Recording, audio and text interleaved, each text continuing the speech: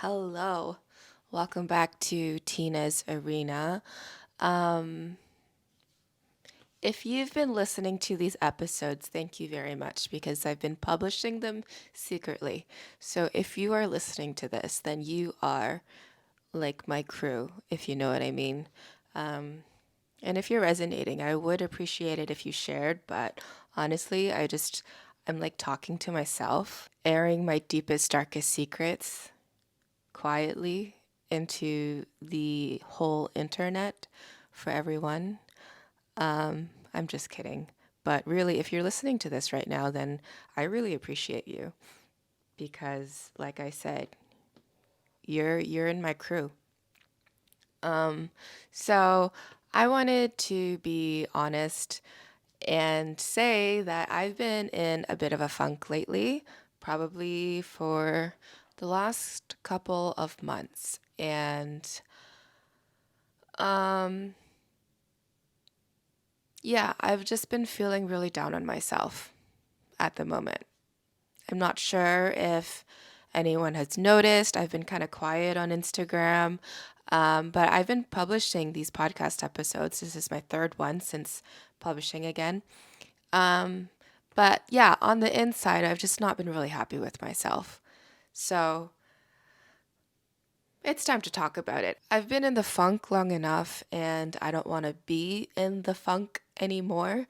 So, as a person that teaches this, I feel like I should talk about it.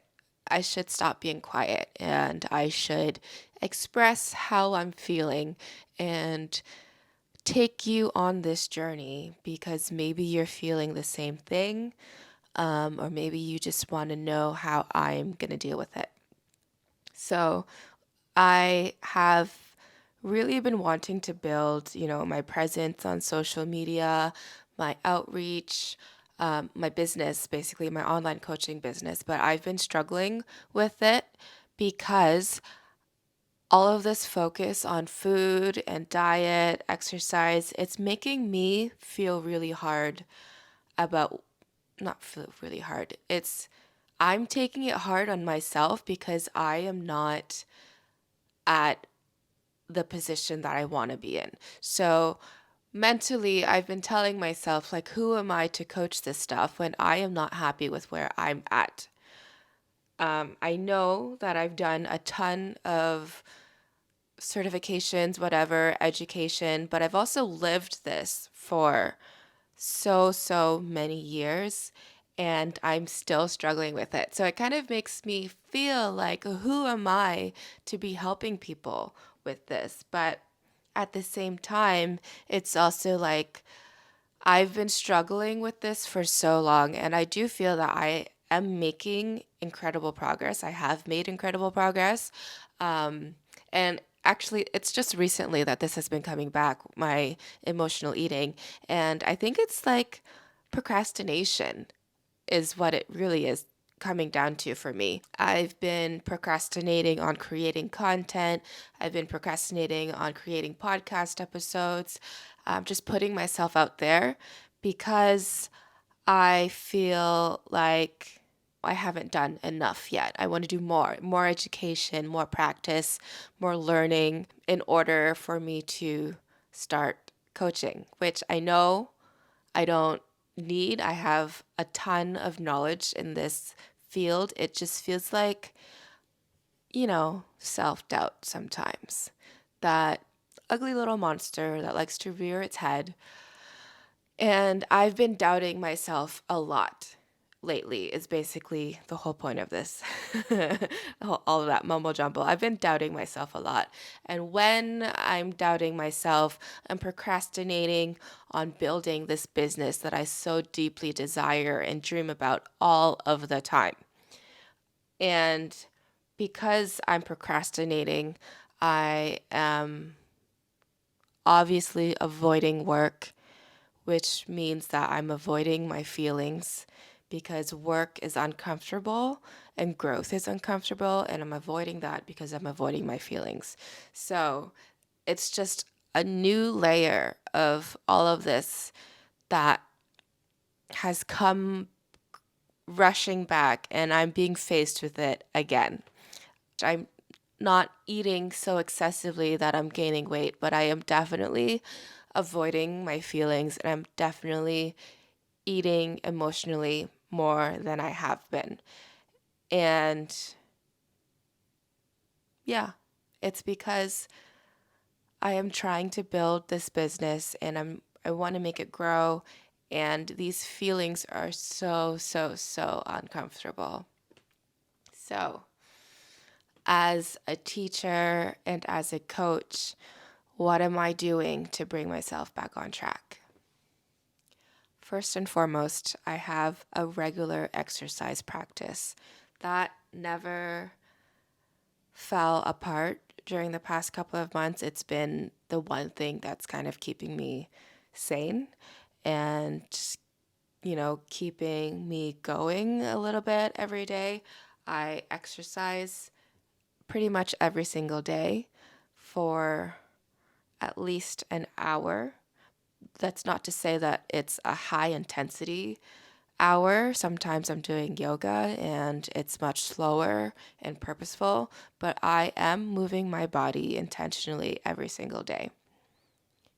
That is super important because it gets your endorphins flowing. I just feel stagnant when my body's not moving, and I've actually gotten into the habit of working out in the mornings. And the mornings that I don't exercise just feel markedly different. I'm just not the same. Exercise boosts my energy and boosts my mood. So on the days that I don't exercise, it just feels like something's missing. And I just exercise every day now. I this is a new thing for me. So I did an endurance event, a really big endurance event in August, and after that event, I just took time off and I rested. So I probably had maybe 3 weeks off in August with very little exercise. And slowly my body began to crave it again. And slowly I started with yoga. And it was maybe a couple times a week. And slowly, it just became every day. And I started to notice that yoga wasn't enough. It wasn't feeling like it was accomplishing enough for me in terms of exercise. So then maybe in October or November, I started lifting weights. And now I do a combination of weights, yoga, and cardio, or, one of those every single day. So, did I get off track? I don't know. So, how am I bringing myself back to center and getting myself out of this funk? Number one, exercise. Exercise helped me not sink as low as I could have, basically. Exercise has been the saving grace. Number two, I intend to eat all of my meals as mindfully as possible. So that means putting my phone away, slowing down, chewing thoroughly, taking big deep breaths, and even pausing in between bites and reevaluating how I feel, tasting the food, being present, being grateful for the food, and just making eating an experience, really sitting there and enjoying the experience. So, in order for the whole experience to really be gratifying, I can't be eating chicken breast every single day. That is not going to be spiritually satisfying for me. I'm going to focus on eating foods that I love, that are nourishing to my body, and focusing on doing it in a mindful way as much as I possibly can. Breakfast, lunch, and dinner. Slowing down. Because I know we all lead crazy busy lives, but why can't we just slow down and enjoy our meals? I feel like I want a slow life. I want to wake up and, have a slow morning, enjoy my coffee, sip on it, not chug it, sip on it. casually make my way to the gym on my own time, not rushed, linger about, take my time. That sounds beautiful to me. Slow. I want a slow life. Um, the next thing, which ties into exercise and mindful eating, is just mindfulness in general. Getting really present. I am aware now of what's happening. I fell into old patterns of using food to numb my emotions, which is not something that I want to be doing long term. And just like I've been telling other people, other clients, in order to stop this, you have to become aware. So I've mentioned it before, like it's one of my automatic habits is going home and walking straight to the fridge and checking what's in the fridge. And then you check what's in the fridge and something looks yummy, you grab it and eat it. So it's becoming aware that that is my habit and consciously choosing something else. So now, before I walk into the house, I'm like, okay, Tina, don't go to the fridge. Let's just go upstairs directly to our room and unpack there. Cool? That was number 3. Number 4, something else that I'm focusing on is I'm talking about it. I'm no longer being quiet about it. I'm not suffering in silence, because that breeds shame and it makes you feel worse and it makes the whole experience feel heavier than it needs to be. So don't share and trauma dump on people, but just like share in a way that is enriching, which is kind of what I'm doing here. I'm not trauma dumping on you, I promise. I hope this doesn't feel heavy for you. I hope this helps. And number 5, in the same manner, connecting with people. If I haven't experienced joy, like get out there and have fun with my friends because they always make me feel better. Number 6. So all of the previous 5 kind of feel a little bit more natural to me. And this one is not natural. This one is something that I'm going to have to force myself to do, pretty much. Number 6 is to focus on the process and not the result. So set daily goals for myself and focus on accomplishing those process goals instead of the result. So for example, a process goal is something that you do. A result you don't necessarily have control over. So I'm focusing on the process. My goal is to exercise every single day. I can control that. It doesn't have to be intense. It doesn't have to be severe. As long as I intentionally move my body every single day, that's a win. The result, which would be a bad goal, would be something like lose 10 pounds or lose a couple inches. Well, I guess in terms of my business, a result goal would be like get 1 million views or something. Like I can't always control my views, right? But I can control the amount of reels that I'm putting out all the time. So in terms of my business and social media, the goal is to produce content, not watch how well the content performs, because that's not in my control as much as producing content is. I haven't figured out the algorithm. So, yeah, those are the things that I'm focusing on. Those are the things that I'm doing to bring myself out of this funk. Also, I guess I haven't mentioned that I completely fell off of morning pages and taking my supplements and vitamins. So I'm going to be continuing to pick up those 3 things as well. Morning pages, supplements, and vitamins. I am taking a bunch of vitamin D. It's winter now. So if you haven't started your vitamin D yet, I mean, you shouldn't have really stopped, but make sure you're taking your vitamin D. And yeah. focusing on the process is the one that feels most unnatural to me because, we're always so focused on the result.